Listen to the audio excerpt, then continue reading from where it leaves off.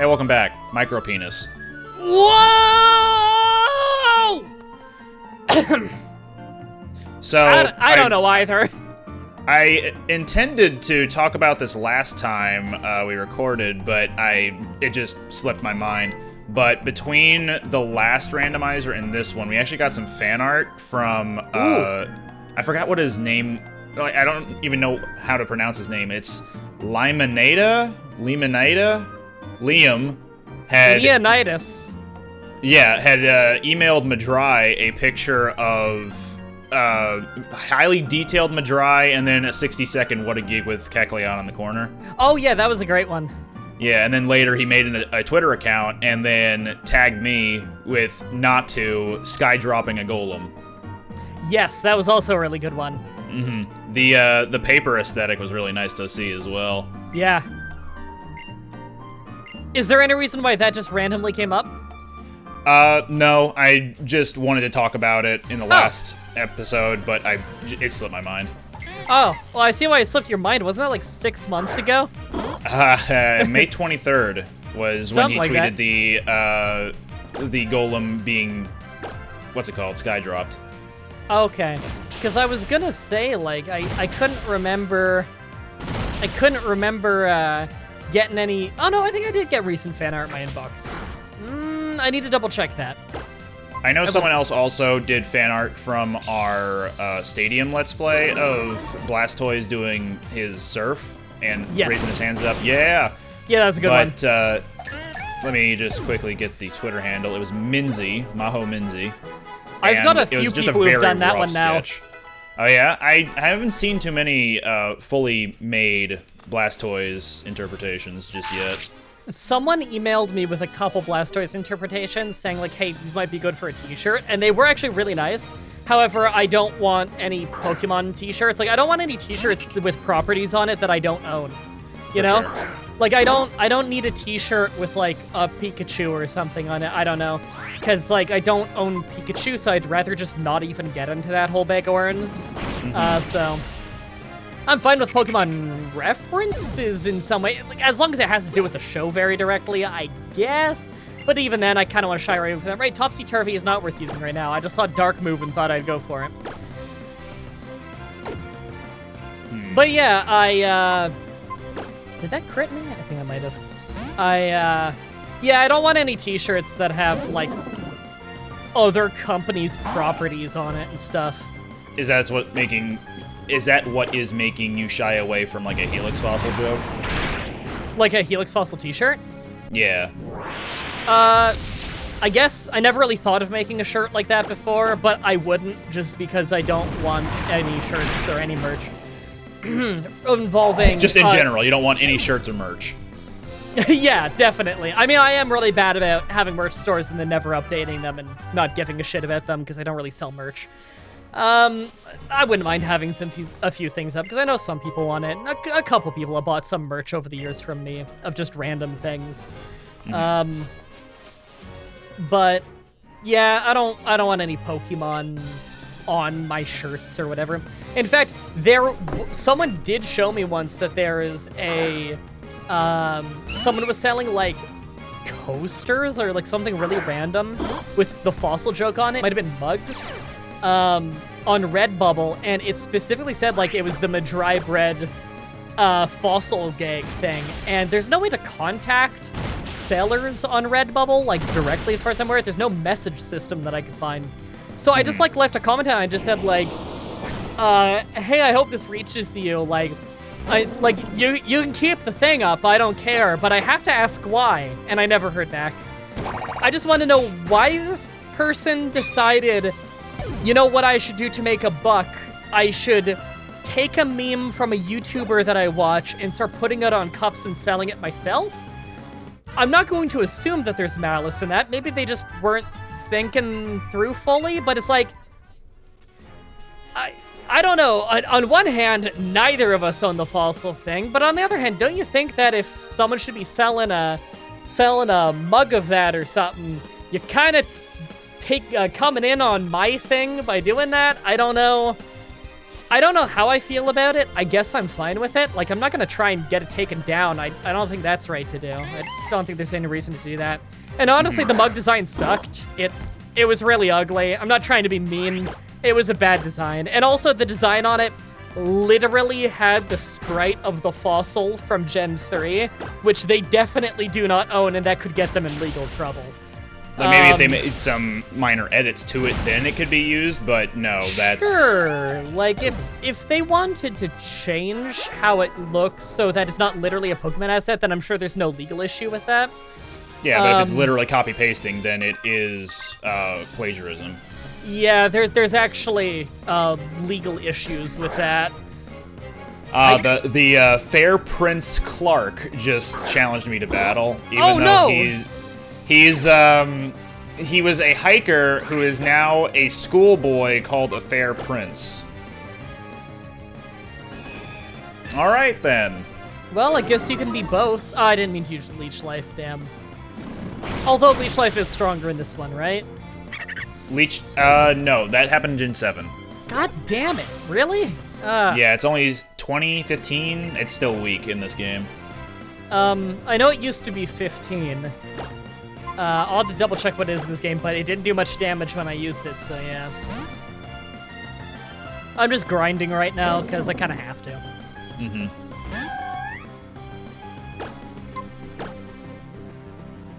So, recently I installed a solid-state drive, and I've been reinstalling some stuff on it. Nice. Also, Yamask apparently dabs when he faints. Anyway, I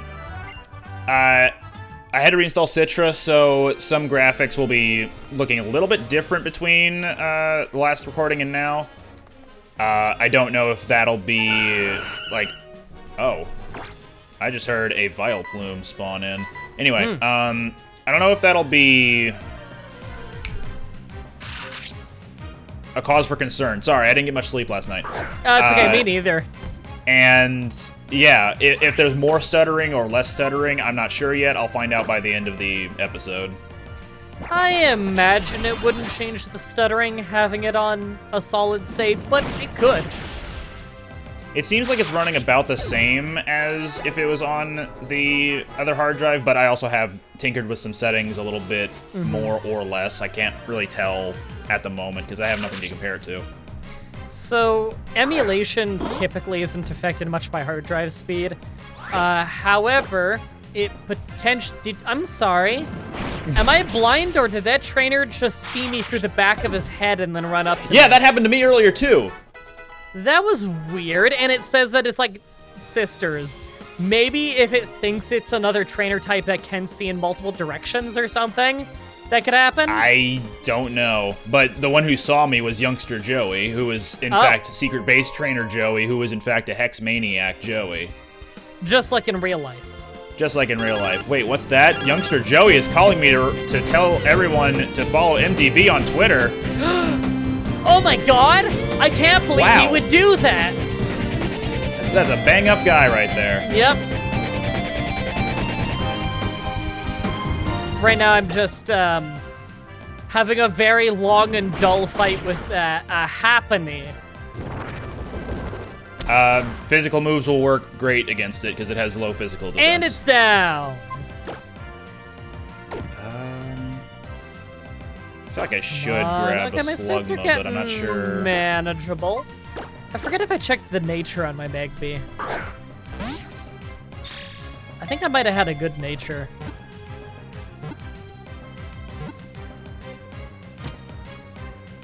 That's a good fire rock monster from... How tough is this actually gonna be?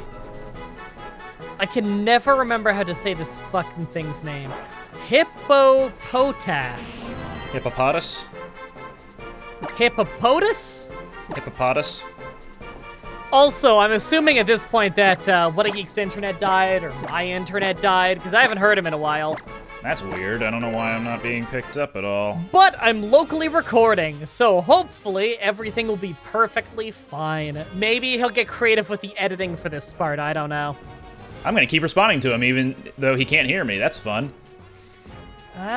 Do I want it? No, I'm really hurt. Let's just switch. Hope everybody enjoys listening to my internet being down. Still trying to remember my team, everybody, for if anyone will ever see this part of the video, I guess. I play a lot of Pokemon, as I'm sure you could guess, so sometimes, you know, I get a little mixed up on who has what on what team and what Pokemon game that I'm currently playing, you know.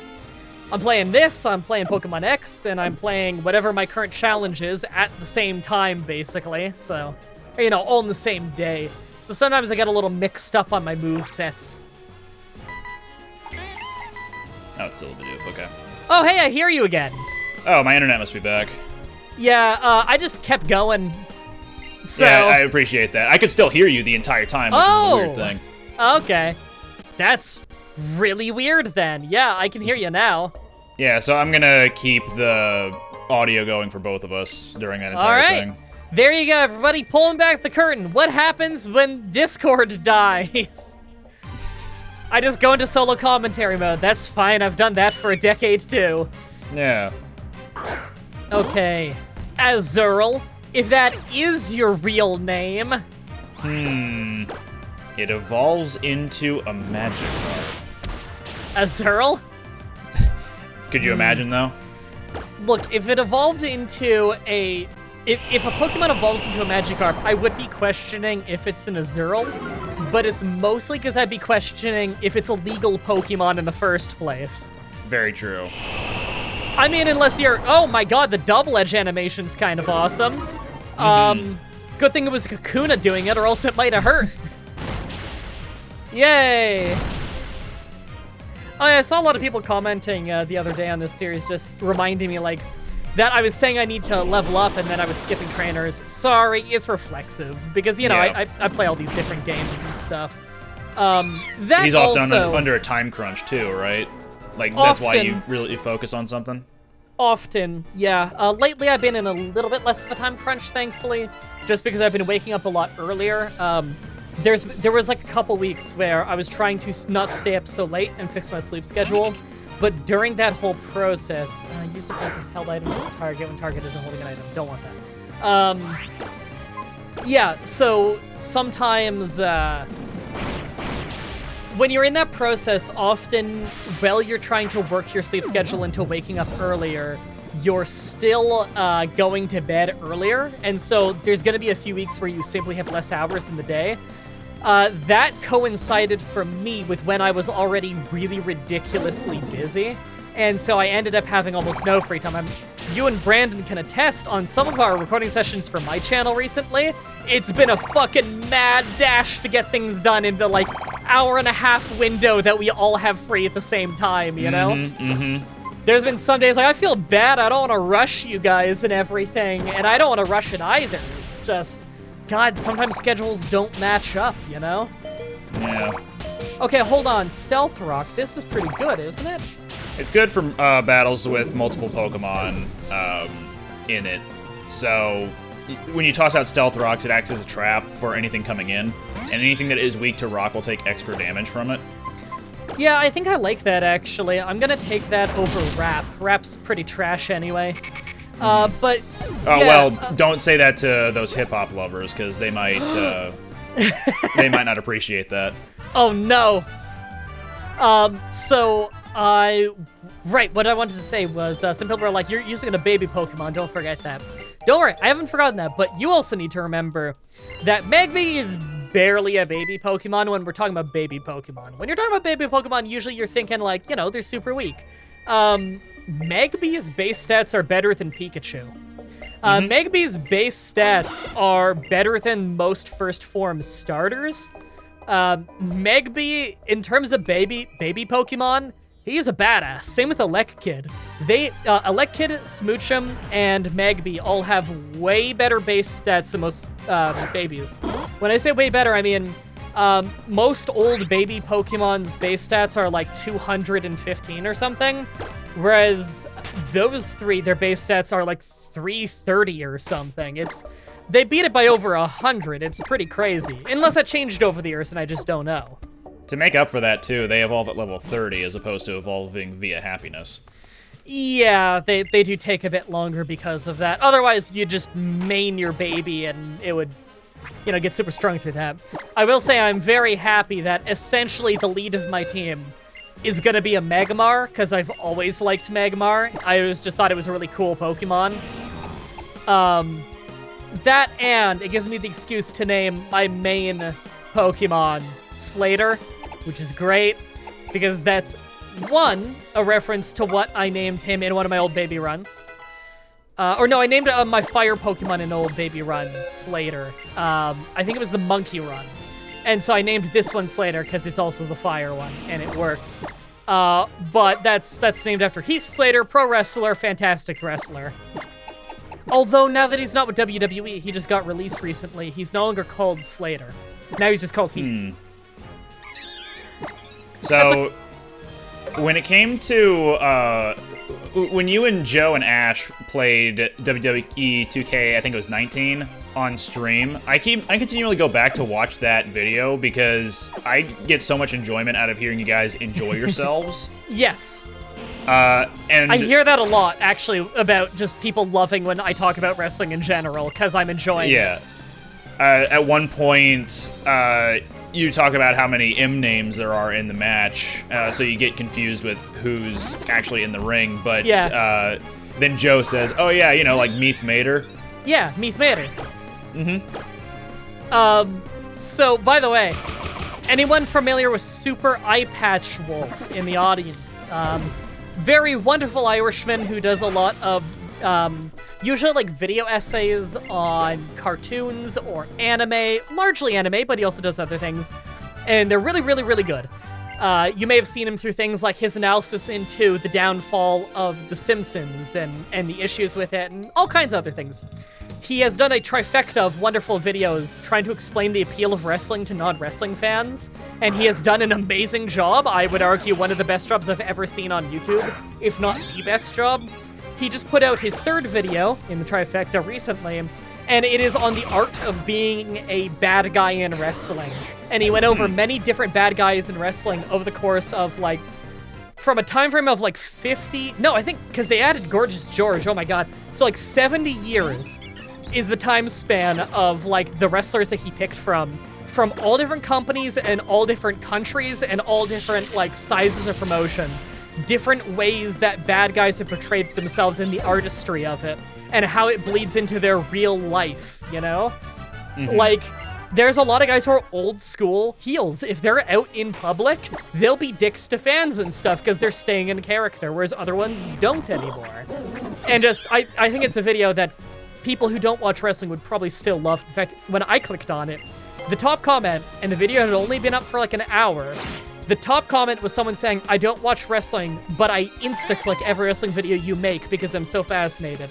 It had over 1,000 likes in under 1 hour, and this is a comment from a random YouTube channel. That's incredible. So if anyone wants to go look that up, Super Eye Patch Wolf, go watch his wrestling videos. He did one explaining the appeal of wrestling to non-wrestling fans. He did one explaining why The Undertaker is such a special wrestler and person to wrestling fans. And this new one on the art of being a wrestling bad guy, which is very awesome. So yeah, if you ever just want to hear passionate people talk about wrestling, then there you go. He's another guy who does it really, really well. Can't recommend him enough. So, yeah. In fact, I might link that to you later. You might be interested in that just from, like, the storytelling perspective and everything. That and seeing the depth these characters go through. Like, there's one guy, MJF, one of the best villains in the world today, I'd argue. Oh, and the Michael Jackson fan. No. Michael Jordan Frontline? Yes, that's his actual name, Michael Jordan Frontline. Michael J. Fox. So there's this guy who does wrestling documentaries of like indie wrestlers, right? And he just like, he follows them around a bit, interviews them, and really gets to know like, what is your character? What is your journey being through the world of pro wrestling? And like showing like, you know, the long hours on the road, the work in the gym, and like, what are your experiences? Like really making a mini documentary for YouTube on what is it like for this guy being a pro wrestler. But they did something unique with MJF's. they presented it like the guy was originally going to make a documentary on him, but MJF kept trying to manipulate it into making him look like a good, decent person through lying to the interviewer that the guy making the documentary eventually decided this kind of has to be an exposed video on, like, what's wrong with this guy? Like, there's something off about this guy. And that's, how great is that from just, like, a storytelling perspective and, like, an editor perspective, that they're turning the whole format of the show on his head. Now, in real life, I'm sure MJF is a totally normal guy, and this was the two guys together planning out and saying, we're gonna do this thing, and it's gonna be really cool, and it's gonna put over your character and make people second guess if, you know, where the character starts and ends, you know? Like, let's blur the lines of MJF the character and MJF the person, which is what wrestling is all about.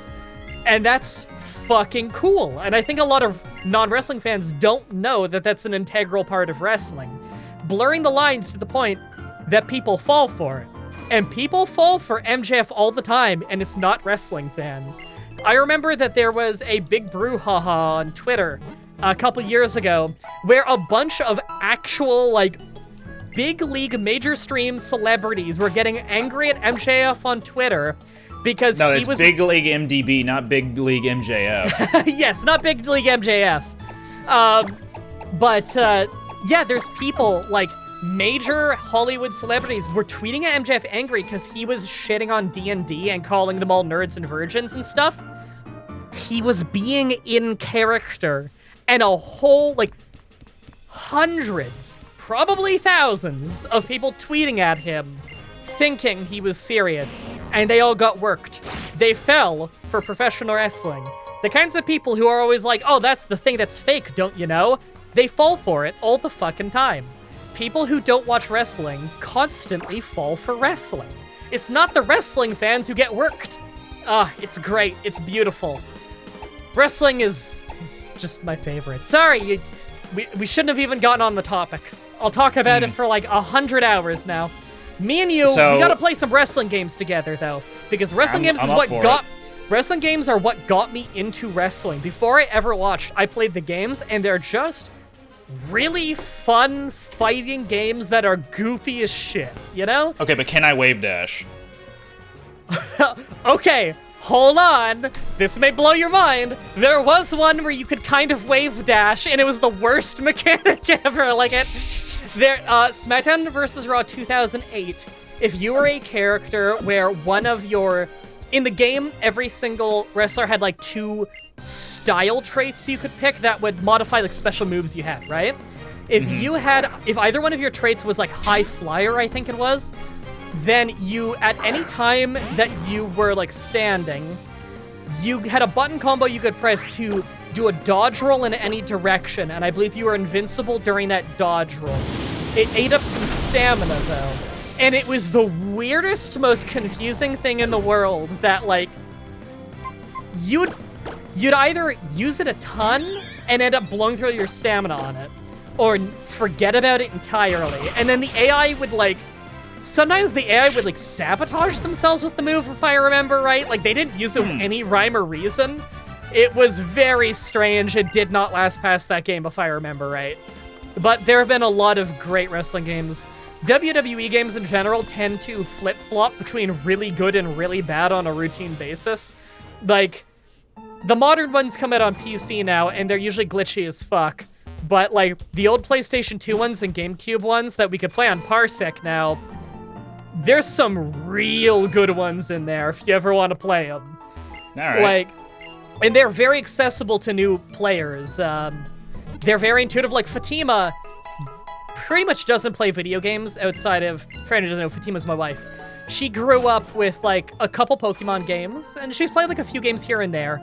But for the most part, not action games, usually turn-based RPG or strategy. And when we play games together, we're usually playing turn-based strategy or, like, something like RimWorld, where you pause liberally through it and stuff. She doesn't play much action games, but she does play WWE games with me.